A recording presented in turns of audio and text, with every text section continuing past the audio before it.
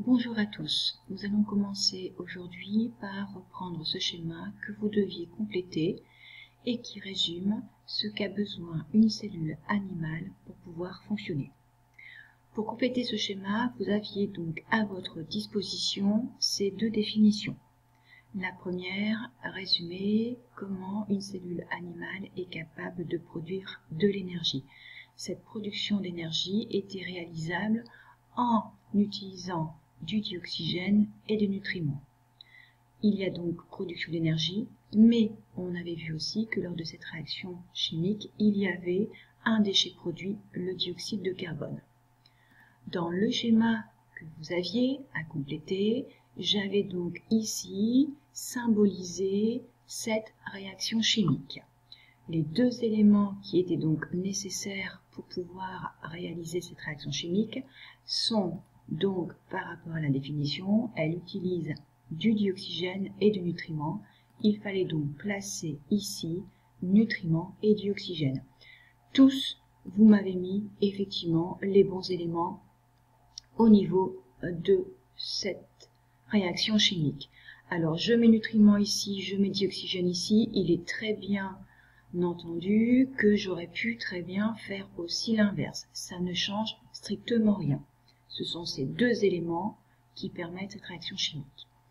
Alors maintenant, ce que va donner cette réaction chimique d'important, je reprends la définition, il va produire de l'énergie, mais également un déchet, le dioxyde de carbone. Donc si je reprends maintenant le schéma, il y a production de dioxyde de carbone et il y a production d'énergie. Je peux, comme tout à l'heure, avoir le choix. Dioxyde de carbone ici, énergie ici. Ou alors je fais l'inverse, énergie ici, dioxyde de carbone. Dans ce cas ici, cependant, il va falloir faire très attention parce que l'on voit que l'élément qui est placé ici va permettre le fonctionnement cellulaire. Donc si je reprends ma définition, cette énergie sera utilisée pour le fonctionnement des cellules. On n'a donc pas le choix, l'énergie doit être placée pour préciser que cela va permettre le fonctionnement des cellules. Donc, l'énergie, il fallait donc absolument le placer ici. Le dioxyde de carbone, c'est un déchet dont nos cellules animales vont devoir se débarrasser, comme on avait pu le voir d'ailleurs avec nos cellules musculaires. Il faut donc le placer ici. Il restait donc à voir ensuite la deuxième partie du schéma. L'énergie que va donc produire les cellules animales grâce à cette réaction chimique permet le fonctionnement des cellules. On avait vu qu'une cellule qui fonctionne peut être capable par exemple de se diviser ou de produire de la matière organique. Et ici, je mettais qu'il fallait un autre élément en plus de l'énergie pour qu'une cellule puisse produire de la matière organique. Quel est donc cet élément que va devoir également utiliser la cellule pour être capable de produire sa matière organique? Je fais donc appel à nos connaissances et je prends cette fois-ci la première conclusion définition.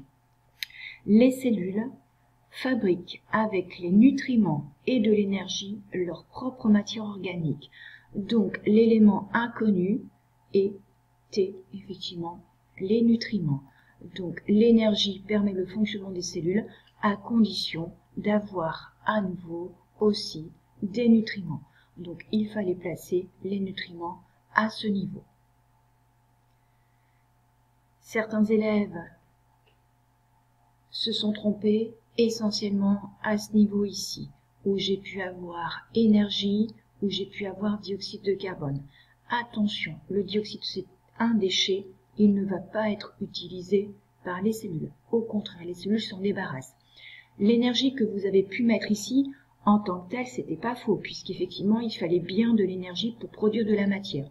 Mais ça veut dire que très souvent, si vous m'avez mis énergie ici, vous rappeliez une nouvelle fois de l'énergie. Il nous manquait, dans tous les cas, les nutriments. Donc, je récapitule.